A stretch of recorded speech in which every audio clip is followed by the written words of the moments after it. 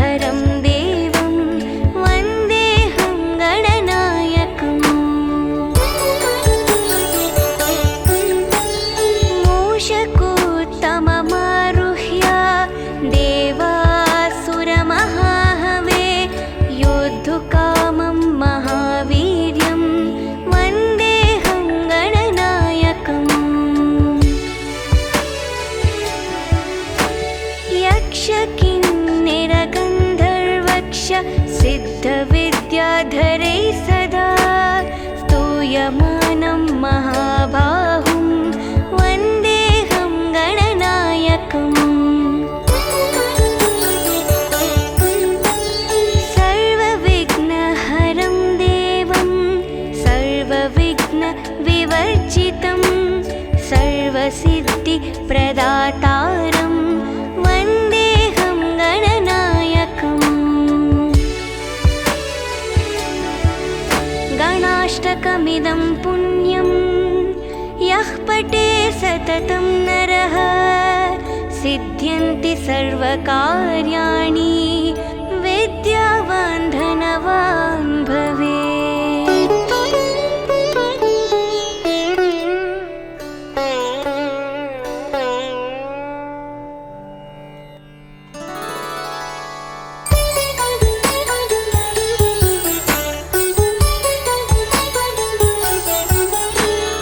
एकदन्तं महाकायं तप्तकाञ्चनसन्निभं लम्बोदरं विशालाक्षं वन्देऽहं गणनायकम्।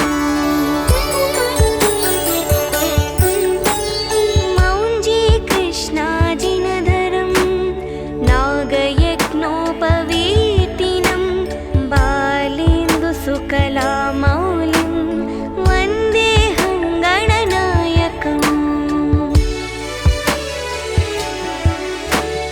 अम्बिकाहृदयानन्दं मातृभिः परिवेष्टितं भक्तिप्रियं मदोन्मत्तं वन्देऽहं गणनायकम्।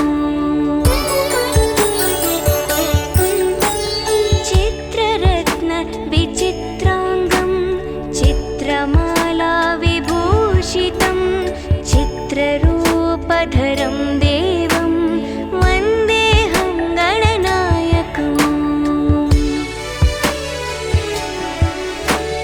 गजवक्त्रं सुरश्रेष्ठं कर्णचामरभूषितं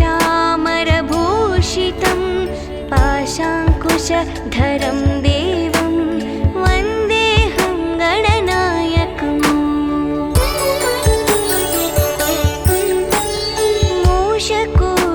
मूषकोत्तममारुह्य देवासुरमहाहवे योद्धुकामं महावीर्यं वन्देऽहं गणनायकम्। यक्षकिन्नरगन्धर्वक्ष सिद्धविद्याधरैः सदा स्तूयमानं महाबाहुं वन्देऽहं गणनायकम्। सर्वविघ्नहरं देवं सर्वविघ्नविवर्जितं सर्वसिद्धिप्रदातारं वन्देऽहं गणनायकम्। गणाष्टकमिदं पुण्यं यः पठे सततं नरः सिद्ध्यन्ति सर्वकार्याणि विद्यावान् धनवान् भवेत्।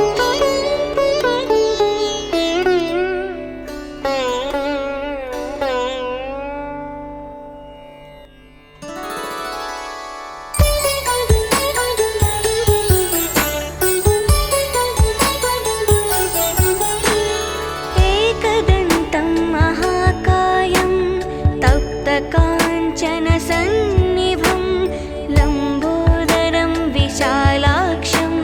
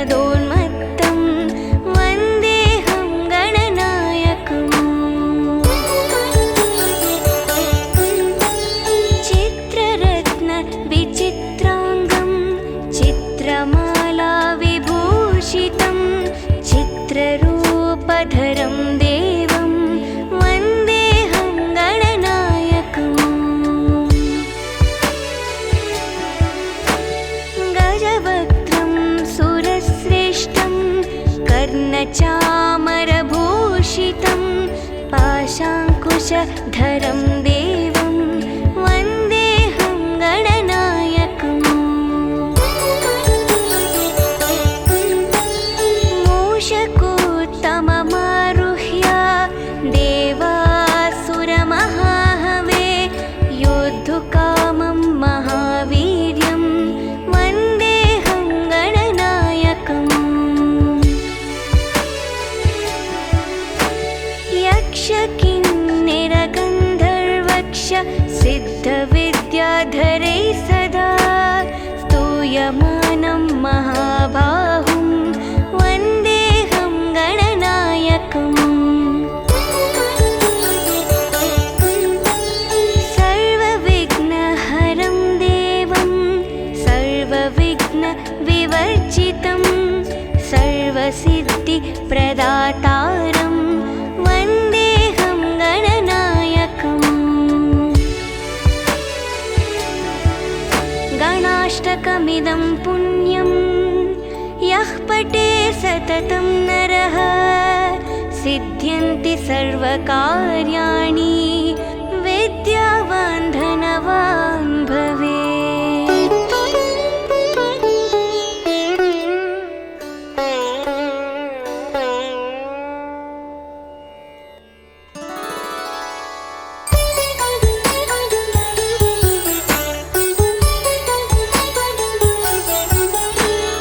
एकदन्तं महाकायं तप्तकाञ्चनसन्निभं लम्बोदरं विशालाक्षं वन्देऽहं गणनायकम् मौञ्जीकृष्णाजिनधरं नागयज्ञोपवीतिनं बालेन्दुसुकलामौलिं वन्देऽहं गणनायकम् अम्बिकाहृदयानन्दं मातृभिः परिवेष्टितं भक्तिप्रियं मदोन्मत्तं वन्देऽहं गणनायकम् चित्ररत्नविचित्राङ्गं चित्रमालाविभूषितं चित्ररूपधरं देवं वन्देऽहं गणनायकम् गजवक्त्रं सुरश्रेष्ठं कर्णचामरभूषितं पाशाङ्कुशधरं देवं वन्देऽहं गणनायकम्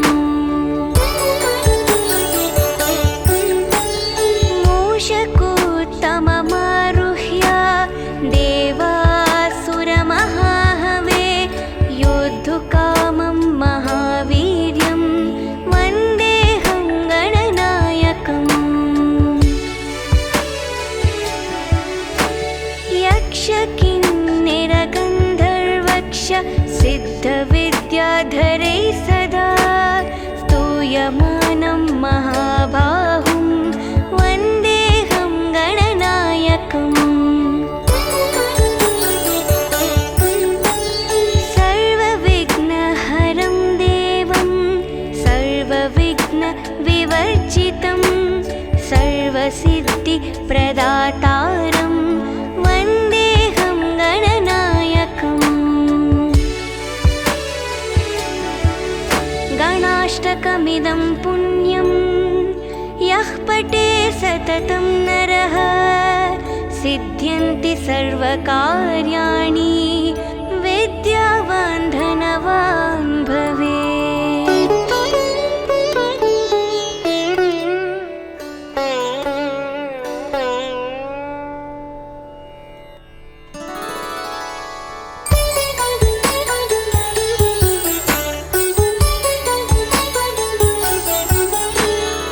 एकदन्तं महाकायं तप्तकाञ्चनसन्निभं लम्बोदरं विशालाक्षं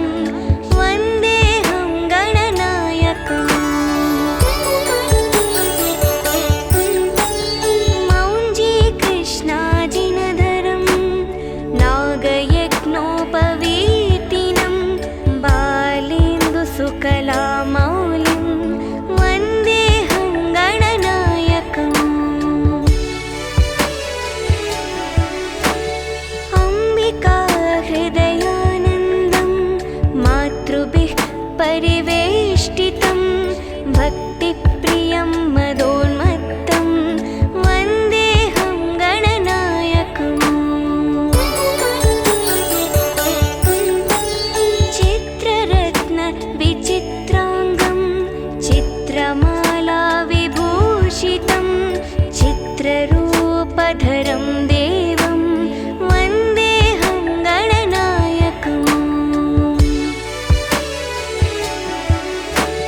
गजवक्त्रं सुरश्रेष्ठं कर्णचामरभूषितं पाशाङ्कुशधरं देवं वन्देऽहं गणनायकम् मूषकोत्तममारुह्य देवासुरमहाहवे योद्धुकामं महावीर्यं वन्देऽहं गणनायकम् यक्षकिन्निरगन्धर्वक्ष सिद्धविद्याधरैः सदा स्तूयमानं महाबाहुं वन्देऽहं गणनायकम् सर्वविघ्नहरं देवं सर्वविघ्नविवर्जितं सर्वसिद्धिप्रदातारं वन्देऽहं गणनायकम् गणाष्टकमिदं पुण्यं यः पठे सततं नरः सिद्ध्यन्ति सर्वकार्याणि विद्यावान् धनवान् भवेत्।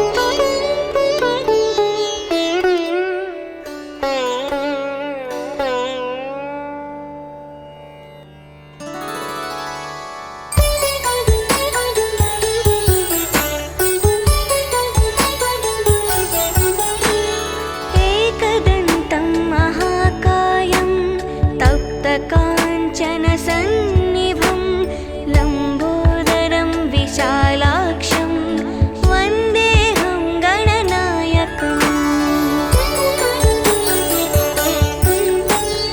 मौञ्जीकृष्णाजिनधरं नागयज्ञोपवीतिनं बालेन्दुसुकलामौलिं वन्देऽहं गणनायकम् अम्बिकाहृदयानन्दं मातृभिः परिवेष्टितं भक्तिप्रियं मदोन्मत्तं वन्देऽहं गणनायकम् चित्ररत्नविचित्राङ्गं चित्रमालाविभूषितं चित्ररूपधरं देवं वन्देऽहं गणनायकम् गजवक्त्रं सुरश्रेष्ठं कर्णचामरभूषितं पाशाङ्कुशधरं देवं वन्देऽहं गणनायकम्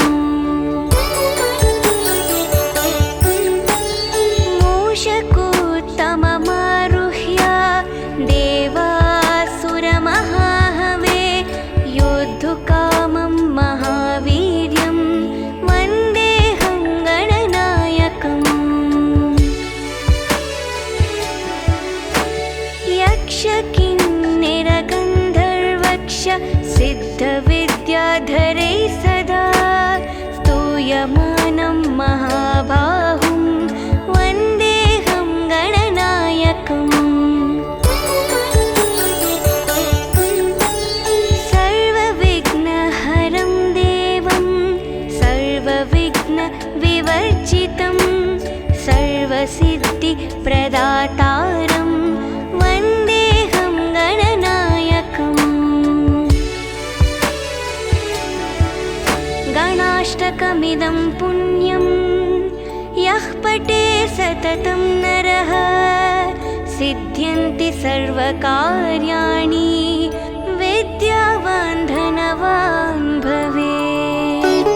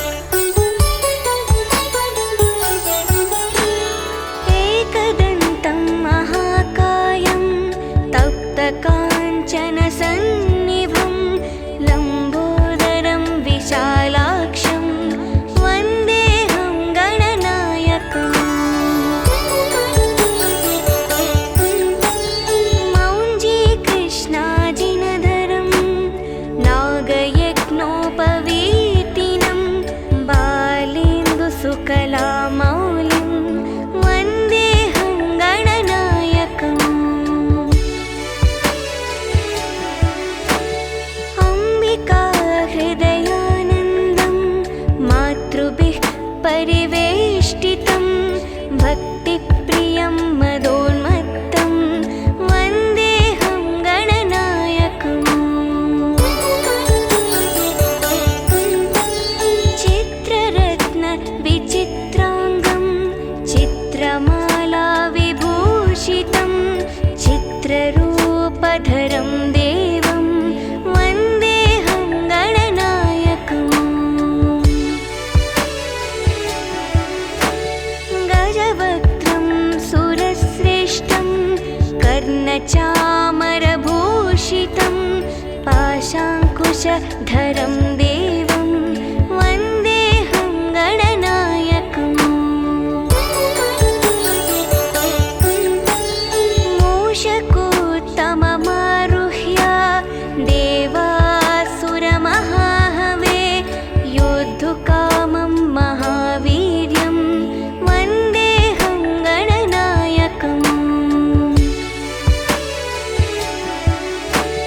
यक्षकिन्निरगन्धर्वक्ष सिद्धविद्याधरै सदा स्तूयमानं महाबाहुं वन्देऽहं गणनायकम् सर्वविघ्नहरं देवं सर्वविघ्नविवर्जितं सर्वसिद्धिप्रदातारं वन्देऽहं गणनायकम् गणाष्टकमिदं पुण्यं यः पठे सततं नरः सिद्ध्यन्ति सर्वकार्याणि विद्यावान् धनवान् भवेत्।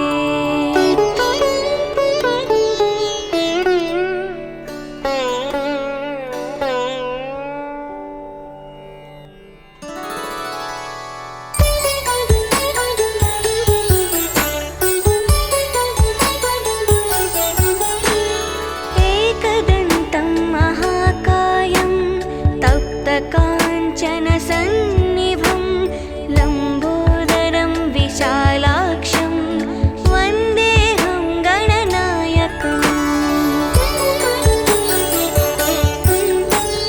मौञ्जीकृष्णाजिनधरं नागयज्ञोपवीतिनं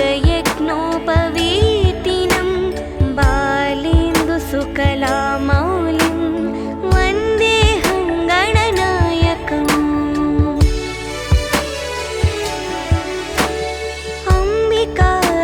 अम्बिकाहृदयानन्दं मातृभिः परिवेष्टितं भक्तिप्रियं मदोन्मत्तं वन्देऽहं गणनायकम् चित्ररत्न विचित्राङ्गं चित्रमाला विभूषितं चित्ररूपधरं देवं वन्देऽहं गणनायकम् गजवक्त्रं सुरश्रेष्ठं कर्णचामरभूषितं पाशाङ्कुशधरं देवं वन्देऽहं गणनायकम्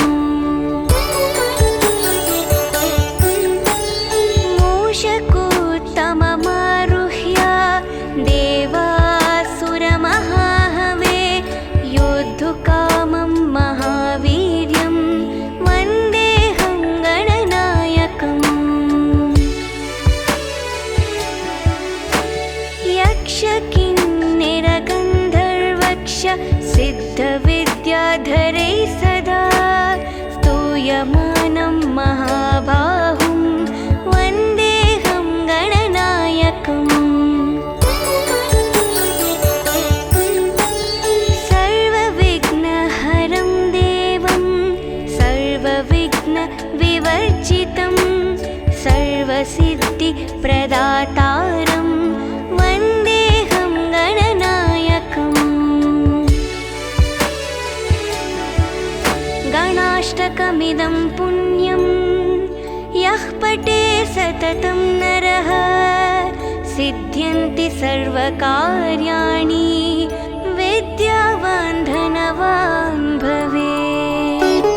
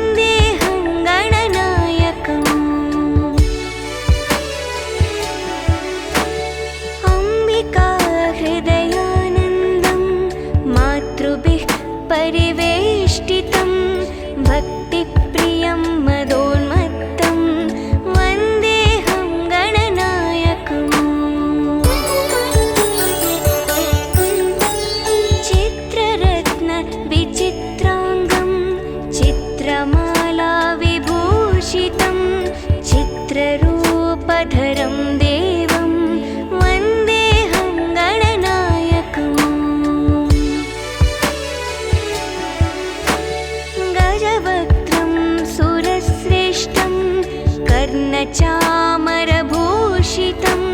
पाशाङ्कुशधरं देवं वन्देऽहं गणनायकम् मूषकोत्तममारुह्य देवासुरमहाहवे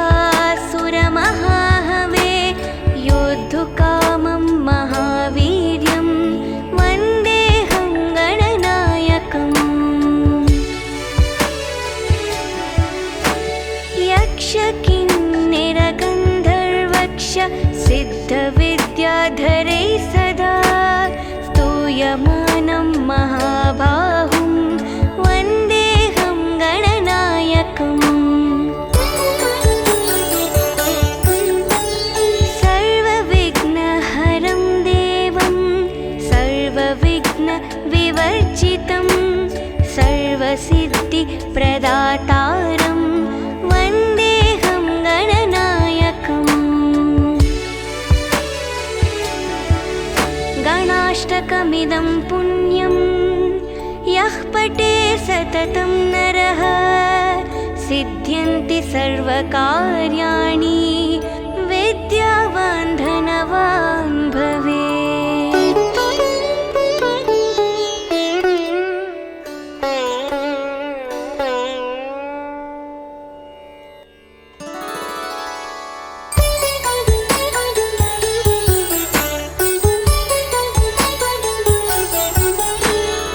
एकदन्तं महाकायं तप्तकाञ्चनसन्निभं लम्बोदरं विशालाक्षं वन्देऽहं गणनायकम्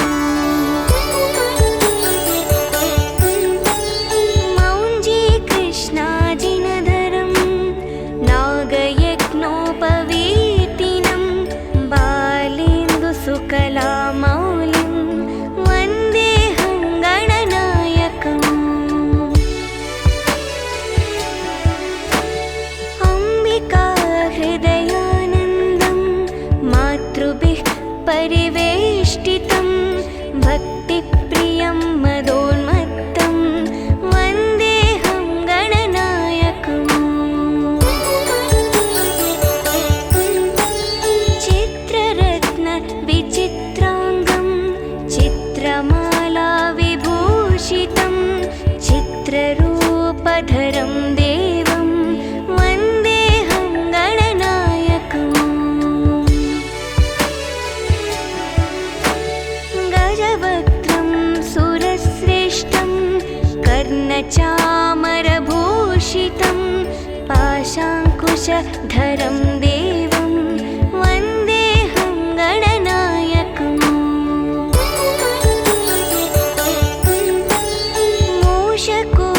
मूषकोत्तममारुह्य देवासुरमहाहवे योद्धुकामं महावीर्यं वन्देऽहं गणनायकम् यक्षकिन्निरगन्धर्वक्ष सिद्धविद्याधरैः सदा स्तूयमानं महाबाहुं वन्देऽहं गणनायकम् सर्वविघ्नहरं देवं सर्वविघ्नविवर्जितं सर्वसिद्धिप्रदातारं वन्देऽहं गणनायकम् गणाष्टकमिदं पुण्यं यः पठे सततं नरः सिद्ध्यन्ति सर्वकार्याणि विद्यावान् धनवान् भवेत्।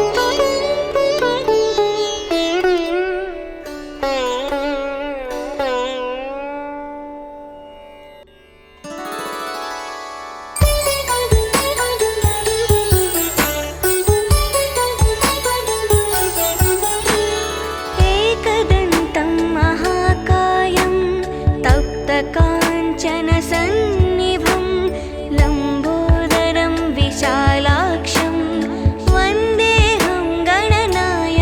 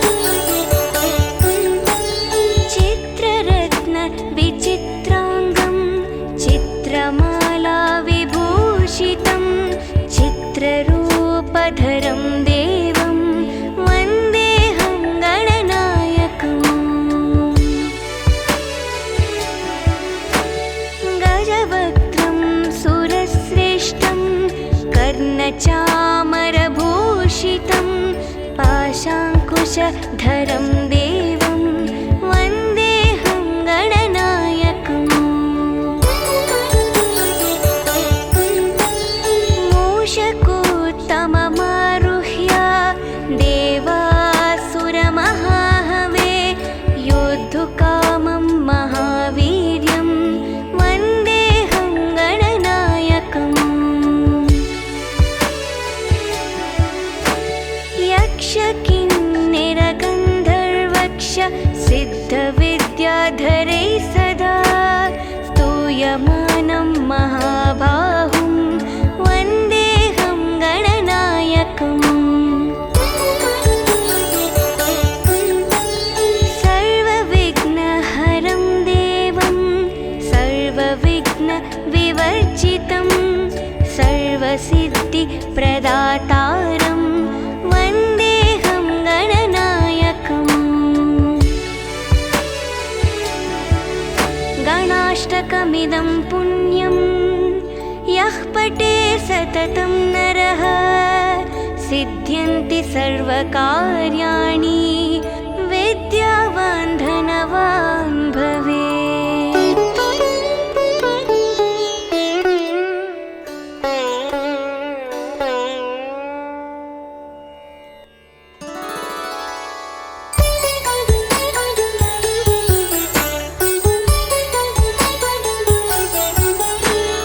एकदन्तं महाकायं तप्तकाञ्चनसन्निभं लम्बोदरं विशालाक्षं वन्देऽहं गणनायकम् मौञ्जीकृष्णाजिनधरं नागयज्ञोपवीतिनं बालेन्दुसुकलामौलिं वन्देऽहं गणनायकम् अम्बिकाहृदयानन्दं मातृभिः परिवेष्टितं भक्तिप्रियं मदोन्मत्तं वन्देऽहं गणनायकम् चित्ररत्नविचित्राङ्गं चित्रमालाविभूषितं चित्ररूपधरं देवं वन्देऽहं गणनायकम् गजवक्त्रं सुरश्रेष्ठं कर्णचामरभूषितं पाशाङ्कुशधरं देवं वन्देऽहं गणनायकम्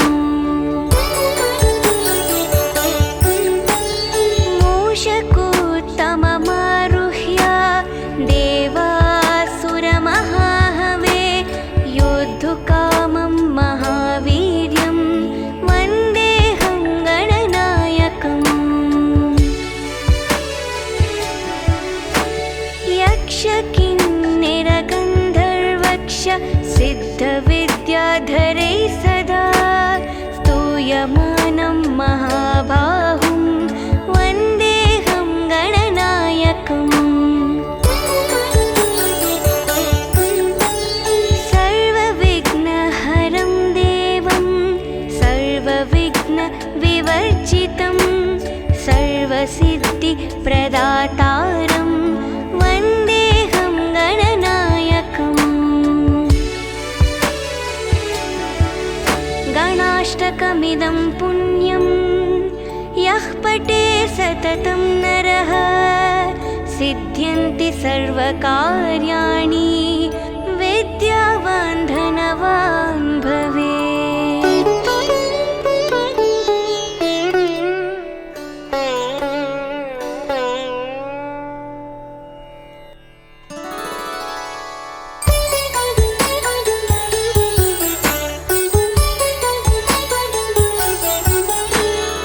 एकदन्तं महाकायं तप्तकाञ्चनसन्निभं लम्बोदरं विशालाक्षं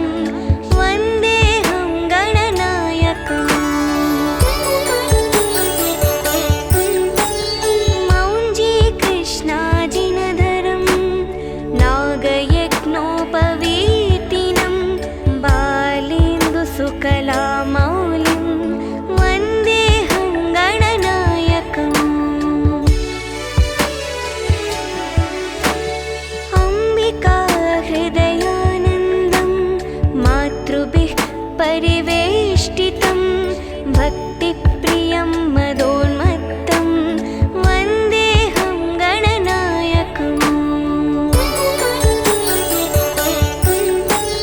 चित्ररत्न विचित्राङ्गं चित्रमाला विभूषितं चित्ररूपधरं देवं वन्देऽहं गणनायकम्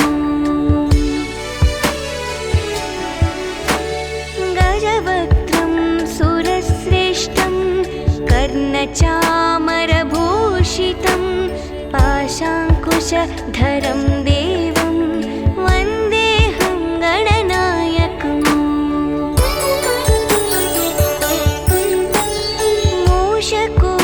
मूषकोत्तममारुह्य देवासुरमहाहवे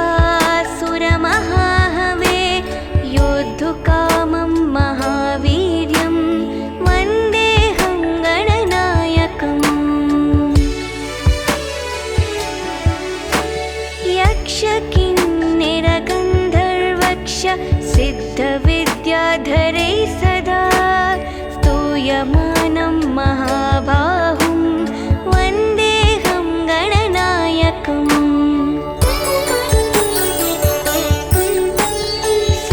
सर्वविघ्नहरं देवं सर्वविघ्नविवर्जितं सर्वसिद्धिप्रदातारं वन्देऽहं गणनायकम्